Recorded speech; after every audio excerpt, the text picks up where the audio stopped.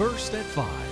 From the University of Florida's College of Journalism and Communications, you're watching WUFT News. Welcome to WUFT News First at 5. I'm Ophelie Jacobson. And I'm Amy Galo. Thank you for joining us. For the last year and a half, Gainesville Regional Utilities has been upgrading its systems. One particular project is supposed to alleviate long costs to customers. WUFT's Kennedy Mason joins us now to tell us how this works. Kennedy?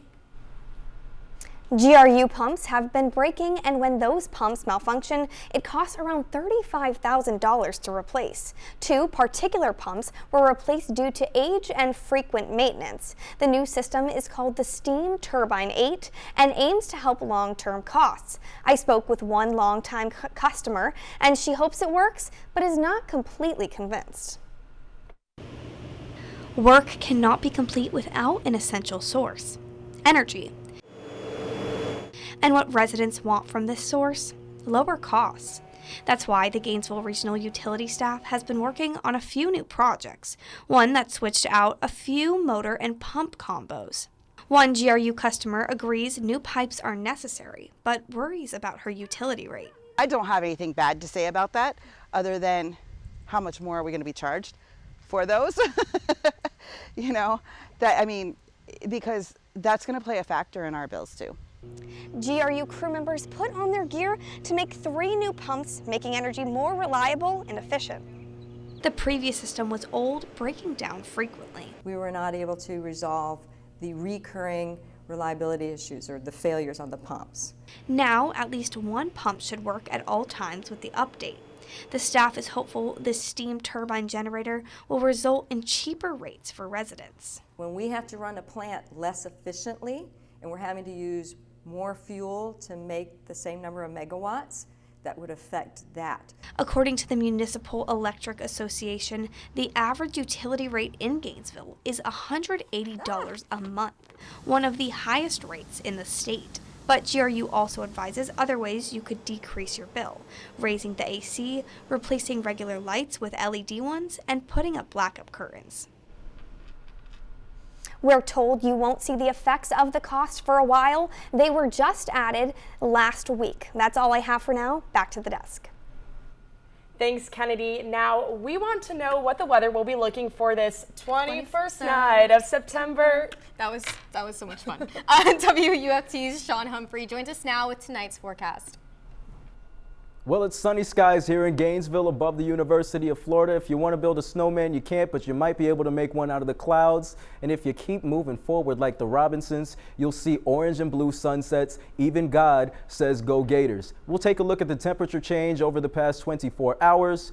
2 degrees up in Gainesville, not up too much more anywhere else except for Cedar Key and Crystal River. And look at the hour by hour as we head into the night: clear skies and chemtrails and cool weather. Now our WUFT digital correspondents are in the studio to tell us more about the stories that you can find on WUFT.org. WUFT's Elliot Trudeau tells us about new data from the White House showing who will benefit from the student debt relief plan.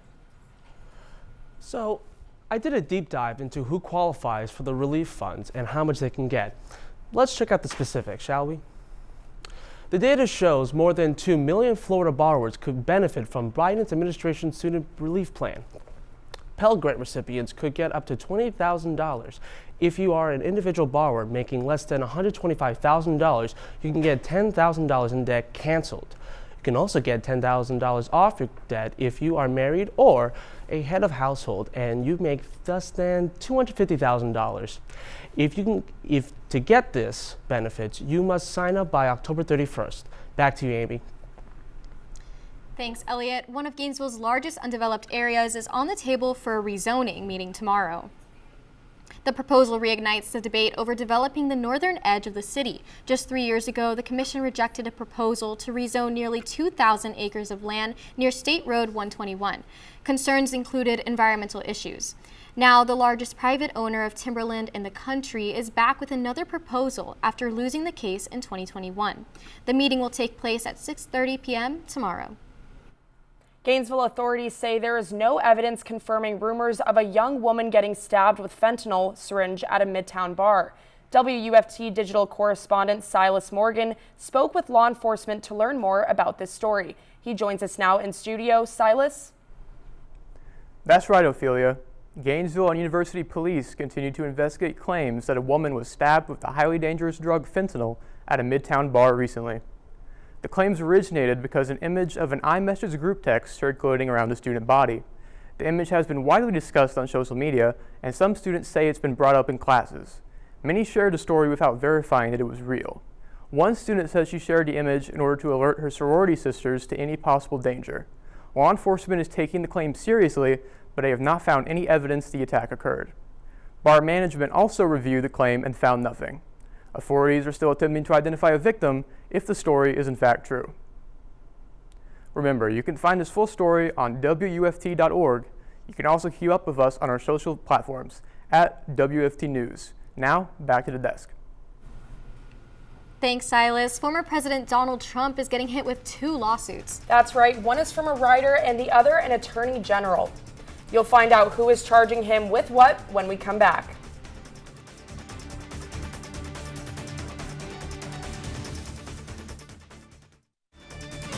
You're watching WUFT TV News. Welcome back. A nonprofit immigrant advocate group is suing Governor Ron DeSantis after he sent dozens of immigrants to Massachusetts. In Massachusetts federal court, the group Lawyers for Civil Rights filed the lawsuit. The suit states that the Venezuelan migrants sent to Martha's Vineyard were put on the planes under false pretenses. It goes on to say DeSantis and unidentified accomplices signed and executed a premeditated, fraudulent, and illegal scheme to exploit the vulnerability of the migrants, all for the sole purpose of advancing their own personal, financial, and political interests. On September 14th, DeSantis filed multiple charter planes with Venezuelan migrants and had them told they were flying to Boston or Washington, D.C. Instead, the planes dropped the migrants off at Martha's Vineyard with no food, water, or shelter without informing those at Martha's Vineyard that they were coming.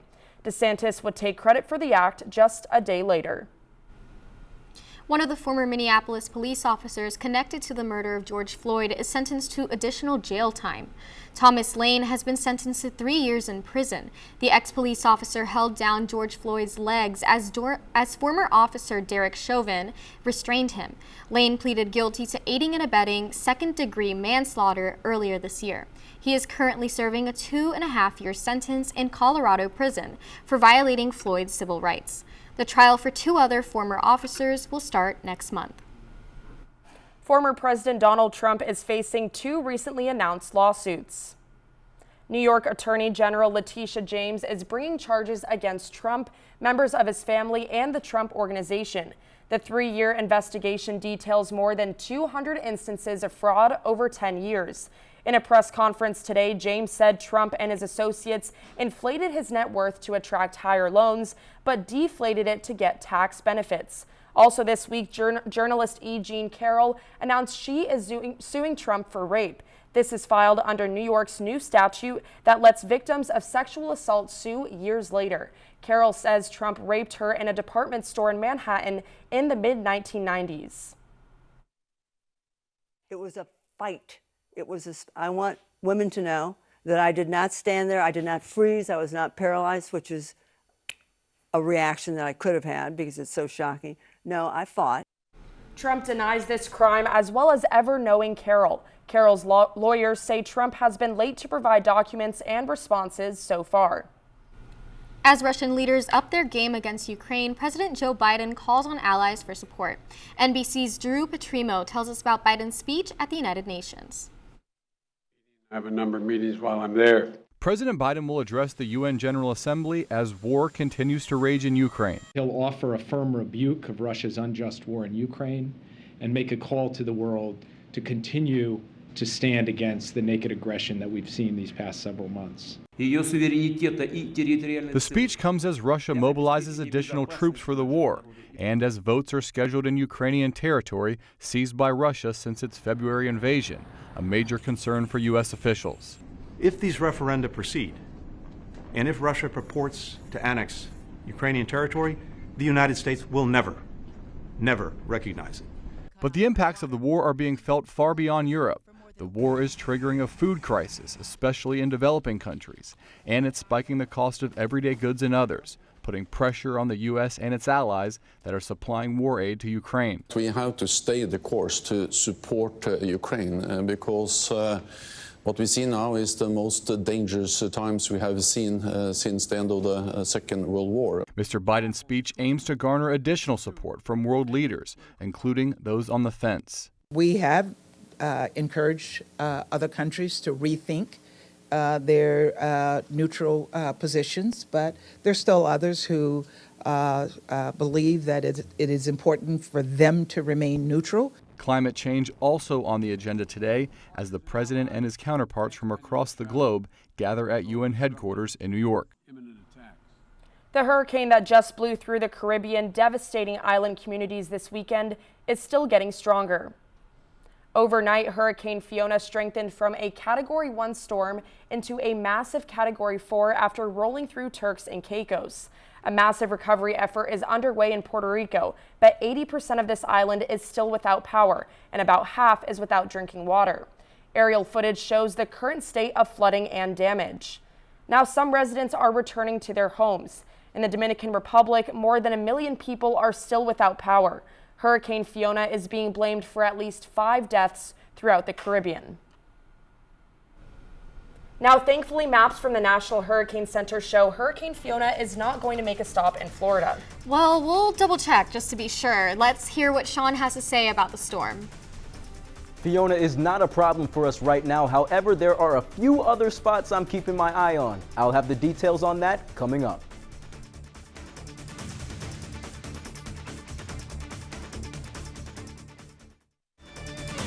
You're watching WUFT TV News.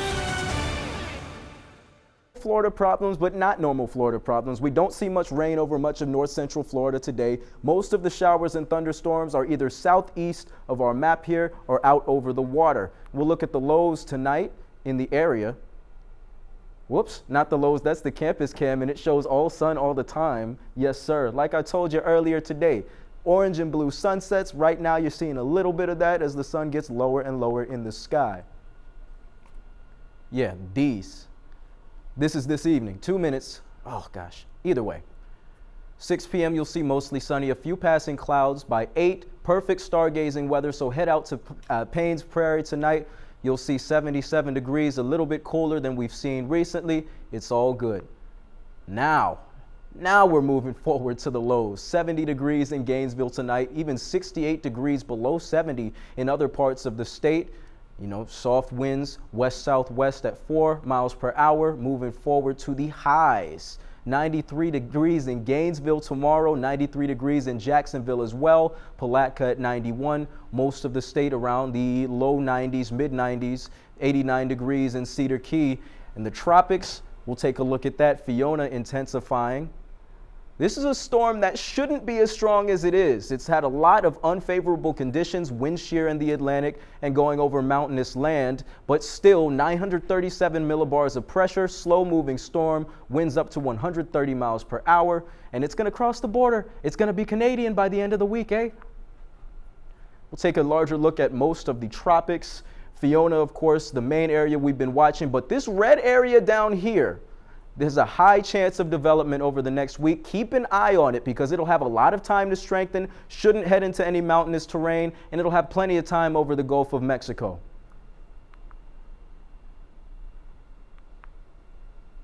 And moving forward to the 6-day outlook, our final movement of the evening. Thursday's high is 93 degrees, sunny weather moving into next week. Low chance of rain, high chance of sun. High chance of mosquitoes too. Be prepared. Thanks, Shawn. Coming up, Gators volleyball hopes to keep on winning.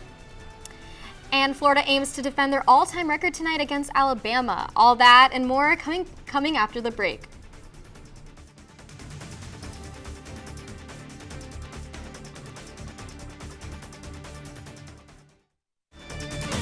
You're watching WUFT TV News. Hey everyone, welcome to sports. I'm Bradley Shimel. No one's perfect, unless you're talking about the Gators' all-time record against Alabama. Florida has had their number, holding a perfect 15-0 record against the Crimson Tide.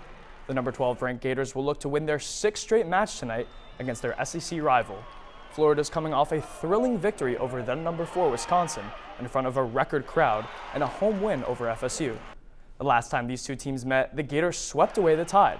This is Florida's first matchup against an SEC opponent this season. First serve is scheduled for 7 p.m.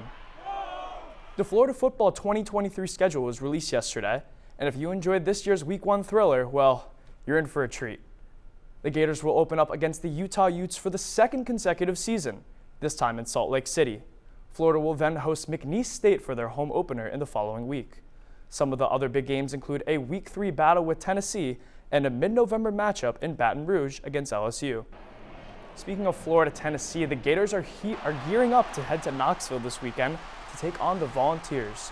Quarterback Anthony Richardson says his coaches have told him to be careful and to avoid big hits. Physical, I try to get down.